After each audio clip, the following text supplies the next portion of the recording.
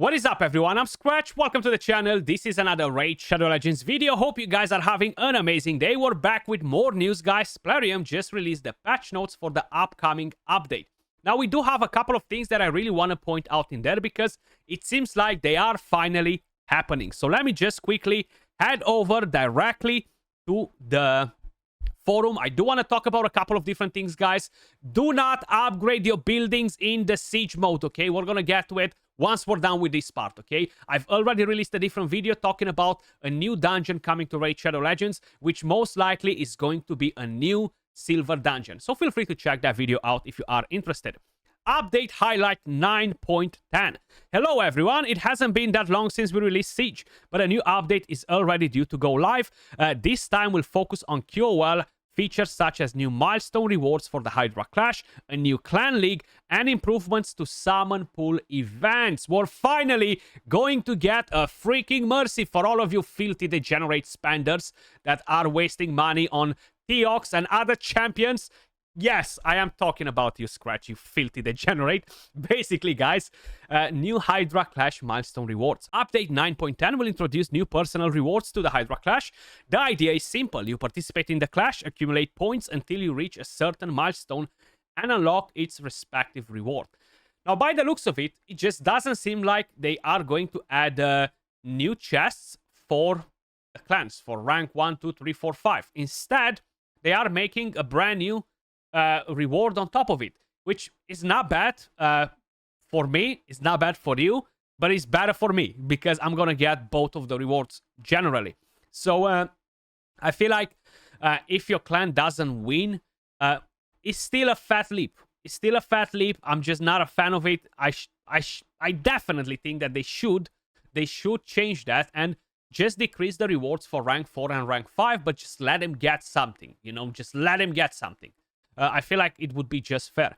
Now, basically what they are doing right here, guys, as you probably may notice on the image, we're going to have personal milestones. So every time you reach these milestones, you're going to collect all of the chests, and this will refresh basically every time. There are 4 milestones, each offering one of the Hydra Clash chests, similar to those you would normally receive if your clan performs well enough in the Clash.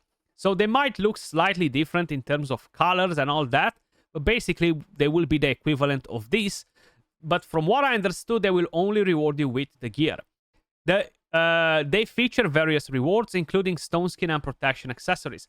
I'm not sure if they will include quartz, if they will include a chance to get mythical books from here. I do hope so. I definitely hope so. You will earn these points over multiple clashes, and once you claim the last chest, your points will reset so you can repeat the process and earn milestone rewards. So basically, if you are in the situation where, my god, I cannot reach, I don't know, 1.2 million. I feel like this should be a 1.2 million here, not 1.2 billion. But it's just as reference. So probably they're going to be 120 million or something like that. Because it goes from this one to 280 million to 700 million to 1.2 billion. Now, this will be based on the Clash points earned. So it's not your actual damage in the Hydra. It's the points that you are scoring. So let's just assume on Nightmare, you have a team that deals 50 million damage, okay? You're going to get 200 million points.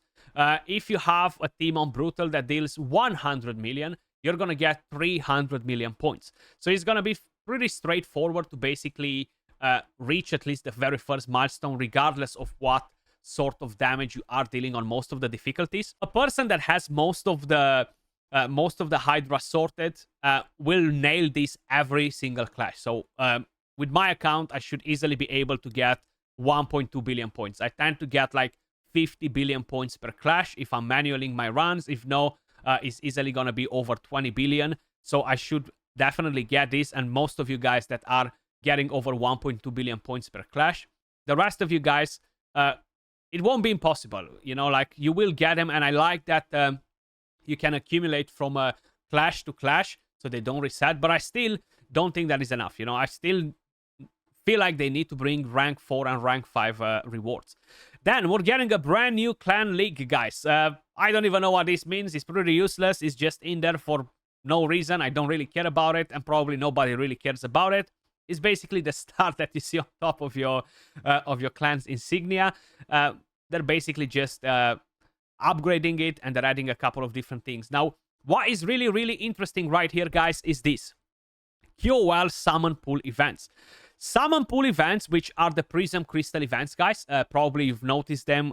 We have them in the game every second week or so, that they are featuring a pool of champions. We don't have one this week. But summon pool events will receive a couple of quality of life changes in 9.10, which most probably will drop next week.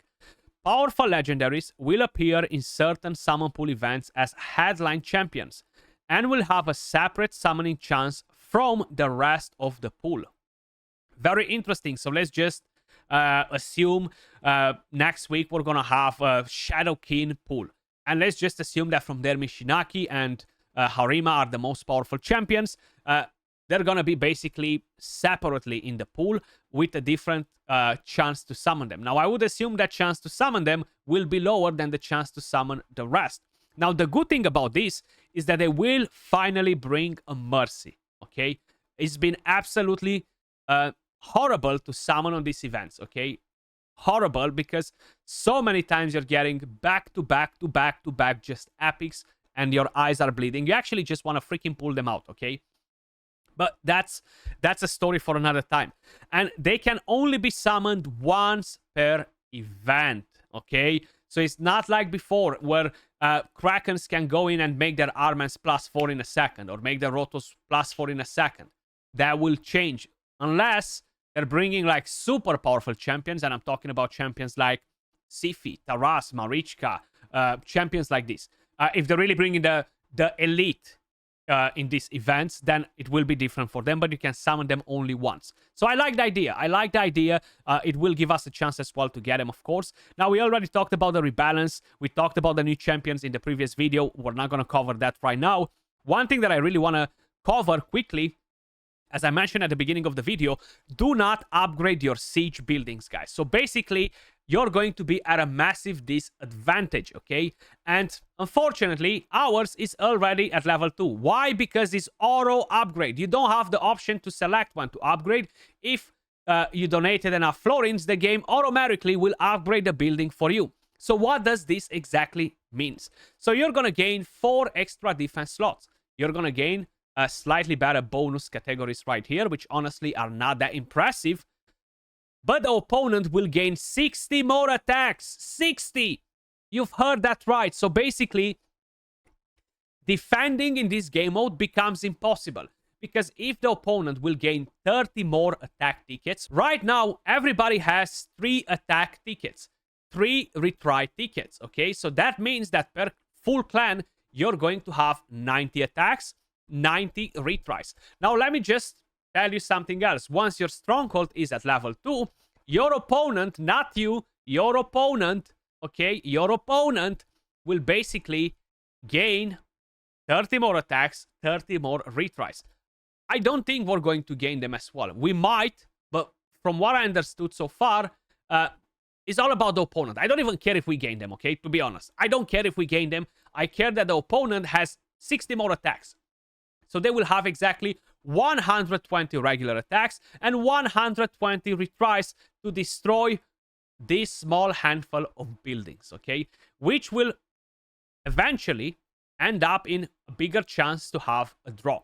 So do not upgrade your buildings. Do not donate your florins to your stronghold, because the game will automatically upgrade this building. And let me tell you what, I've been the biggest noob out of my entire clan, because I was the very first idiota to actually donate the florins, because I had no idea that this will be automated, you know? So there you go. You live and you learn from mistakes. One day when you don't learn anything is a lost day. So there we go. We learned something. We learned something new, guys. But that is everything for this video, guys. Let me know your thoughts in the comments down below, and let me know how many of you guys upgraded your stronghold without actually intending to upgrade your stronghold. As usual, much love. Appreciate all of you guys watching. If you enjoyed the content, smash a like, subscribe to the channel, and I'll catch you all in the next one. Peace.